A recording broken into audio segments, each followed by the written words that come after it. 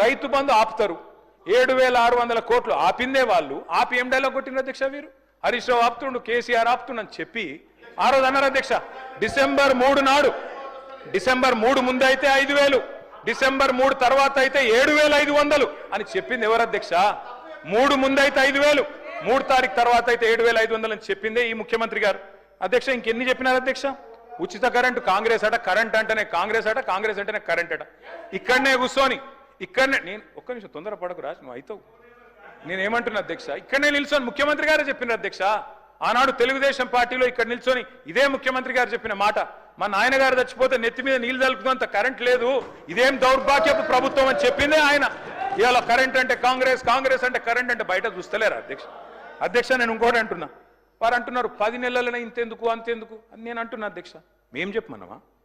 100 రోజులు 6 గ్యారంటీలు తొడలు కొట్టుడు మెడలు కోసుకుంటానుడు బాండ్ పేపర్లు అఫిడవిట్లు దేవుళ్ళ ముంగడ పెట్టుడు ఎవరు పెట్టిన అధ్యక్ష 100 రోజుల్లో ఇస్తామని తులం బంగారం ఎవరు చెప్పిన అధ్యక్ష ఎందుకు ఇస్తలేరు తులం బంగారం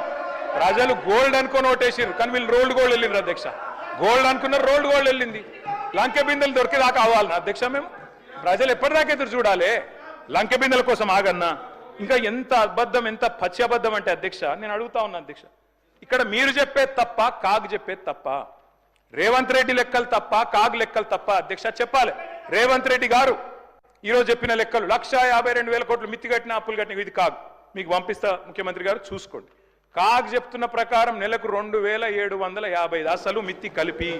మరి మీరు అక్కడ జూట్ చెప్పాలని చెప్తుండాలి ఇక్కడ నా అబద్ధం చెప్తుండాలి రెండిట్లో ఏది కరెక్టో చెప్పాలి ఆర్థిక అరాచకత్వం అన్నారు అధ్యక్ష ఆర్థిక అరాచకత్వం నిజమైతే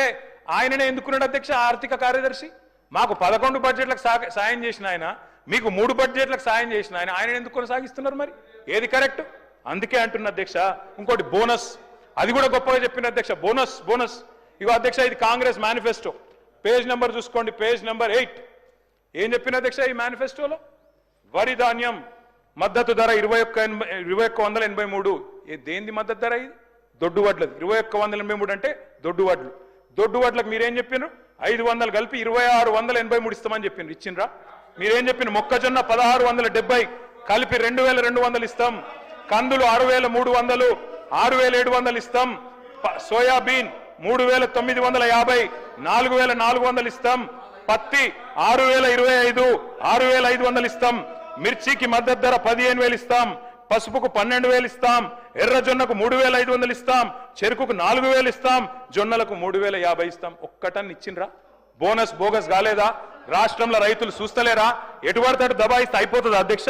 ఇంకా విచిత్రం నాకు ఇంకా గమ్మత్ అనిపించింది ఆయన అధ్యక్ష ఆయన ఏమైనా స్వాతంత్ర ఉద్యమం చేసి జైలుకు పోయింది అధ్యక్ష ఏం చేసిపోయింది అధ్యక్ష జైలుకి ఆయన ఏదో సానుభూతి మేము పోలేదా జైలుకి వరంగల్ జైలుకి నేను కూడా పోయిన తెలంగాణ ఉద్యమంలో ఎస్ ఉన్నాం అక్కడ బరాబర్ ఉన్నాం మీరెందుకు పోయినరంటే నేను అడుగుతున్నా ఈరోజు ఎస్ మీ ఇంటికి ఇవ్వాలి నీ జూబ్లీహిల్స్ ప్యాలెస్ మీదకి ప్రైవేట్ డ్రోన్ పంపితే ఊకుంటావా అక్కడ నీ బిడ్డనో నీ వైఫో ఉంటే వాళ్ళని ఇష్టం ఉన్నట్టు ఫోటోలు తీస్తే ఊకుంటావా